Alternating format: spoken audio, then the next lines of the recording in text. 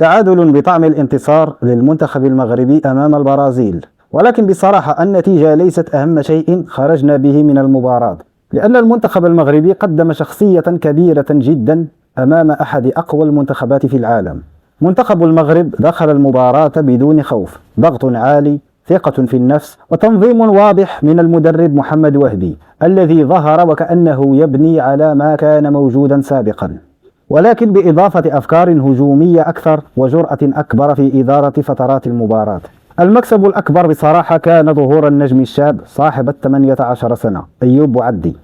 الذي رغم أنها فقط مباراته الدولية الرابعة لعب أمام البرازيل وكأنه لاعب بخبرة سنوات، حضور بدني قوي، مراوغات ناجحة، وتمريرات دقيقة، وقدرة كبيرة على افتكاك الكرة والخروج بها من تحت الضغط. حتى هدف المغرب لم يأتي صدفة،